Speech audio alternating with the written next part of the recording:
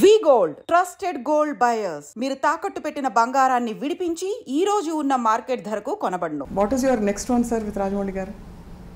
అంటే నేను ఇండివిజువల్గా స్టోరీస్ రాస్తున్నాను నేనండి. Several projects I mean two. But next one with Mahesh Babu will be bigger అని అనౌన్స్ చేశారు రాజమౌళి గారు. చేశాడండి. నా దృష్టిలో రాస్తానండి. అంతేనా సార్? వారి దగ్గర ఇది గ్యారంటీ లేదండి. ఎస్ అనే వరకు. అవునా సార్? మీరు డిసప్పాయింట్ అవ్వరా సార్ ఎప్పుడు? అంటే అబౌవ్ ఎవ్రీథింగ్ మీరు యువర్ డాడ్ అండ్ సన్, నాన్న కొడుకులు ఒకటండి. యాజ్ ముందు తండ్రిగా వాడి మంచి కథ రావాలి. వేరే చోట నుంచి నాకన్నా మంచి కథ వస్తుంది అనుకోండి, ఐ షుడ్ వెల్కమ్ ఇట్. రైటర్గానే రాయలేకపోయిన బాధ కన్నా కూడా నా కొడుకు మంచి కథ దొరికిందని ఆనందించాలి నేను. ఎప్పుడు వచ్చే డౌటే సార్, మిమ్మల్ని అడిగారు కూడా చాలామంది, విజేంద్ర ప్రసాద్ గారే ఎక్కువ సినిమాలు ఎందుకు తీయరండి డైరెక్ట్ చేయడం? మీరే కథకులైనప్పుడు మరి మీరు అనుకున్న కథని పేపర్ మీద పెట్టి డైరెక్ట్ చేస్తే ఇంకా పెద్ద పెద్ద ప్రాజెక్ట్. అది కాదండి, ఏ సినిమా రచయిత అయినా సరే అతనిలో డైరెక్టర్ లేకుండా సినిమా కథ రాయలేడండి. Because he has to see it with his eyes. అంతే కదండి. అవును సార్. నా కంటి ముందు ఏ దృశ్యం కనిపిస్తుందో దాన్ని కాగితం మీద పెట్టాలి. కానీ కంటి ముందు కనిపించే దృశ్యాన్ని తెరకెక్కించడం కోసం there are several departments you have to deal with. అన్నిటికన్నా ముఖ్యమైనది హ్యూమన్ రిలేషన్స్ అండి. అందరితోనూ చాలా బాగా మాట్లాడి వాటితో పని చేయించుకోవాలి. అవును అవును అవును. అది పెద్ద కళ అండి అది. అవును sir. I'm poor in that. అంటే మీరు పూర్ అని అనుకోగాను సార్, బట్ రాజమౌళి గారికి అది పర్టికులర్ ఇది అని వాడికి చాలా బాగా తెలుసు అండి ఆ కళ. How to get things done and extract the potential. తనకు కావాల్సింది ఎక్కడ కాంప్రమైజ్ కాకుండా ఈ నోస్ ఇట్.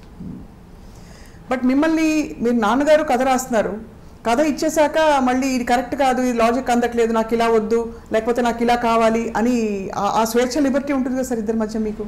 అది కాదండి, వాడి లక్ష్యం ఏంటంటే నేను ఏదైనా చెప్తే గౌరవంగా వింటాడండి. రెండుసార్లు చెప్తే వింటాడండి. Ultimately he takes his own decision. ఓహో. చెప్పే స్వాతంత్రం ఎప్పుడు ఉందండి, రిజెక్ట్ చేసే హక్కు వాడికి ఎప్పుడు ఉందండి. అండ్ ఈ కాంటెక్స్లో sir we must mention, Telugu cinema స్థాయిని ఎక్కడికో తీసుకెళ్ళిపోయిన ఏకైక దర్శకులు రాజమౌళి గారని ప్రపంచం అనుకుంటూ ఉంటే తండ్రిగా మీకు ఎంత గర్వం కదా సార్? ఎలా అనిపిస్తుంది సార్? తండ్రికి ఎంత గౌరవపడతానో తెలుగు వాడిగా కూడా అంత గౌరవపడతాను. నా ఫీల్డ్కి, నా తెలుగు భాషకి గౌరవం వస్తుంది. Have you express to him sir ఎప్పుడైనా? అంటే ఎప్పుడైనా చెప్పారా మీరు? అంటే చెప్పే సందర్భం వస్తుందా, అసలు అవసరం వస్తుందా? మీ అబ్బాయే కదా అని చెప్పరు.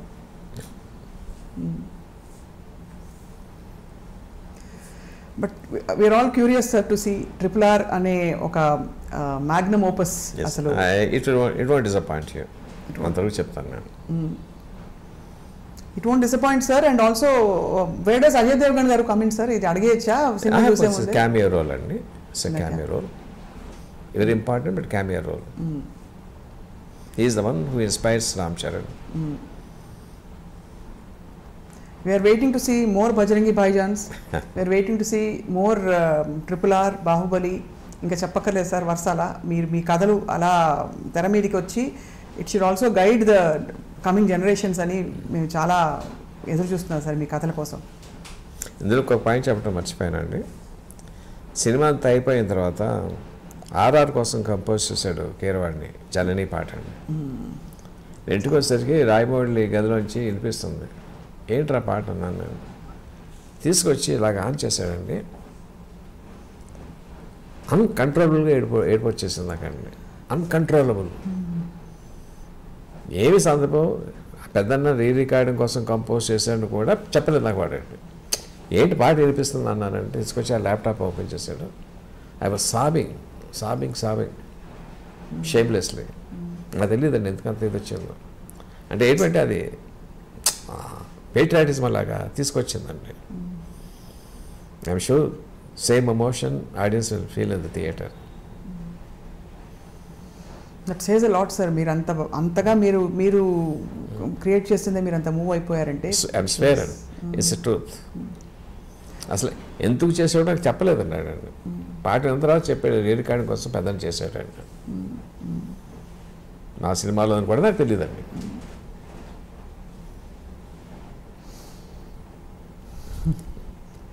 మీరు ఆలియా భట్ గారి గురించి కంటతడి పెట్టారు sir, and obviously it is a very emotional movie, అది క్లియర్ అయిపోయింది for audience and much needed emotion now. మళ్ళీ ఇప్పుడు కూడా వస్తుంది సొసైటీ ఇప్పుడు కూడా వస్తుంది సార్. దొంగముంట. ఎంత ఎంత ముద్దొచ్చేసే మీరు ఆ మాట అంటారు సార్.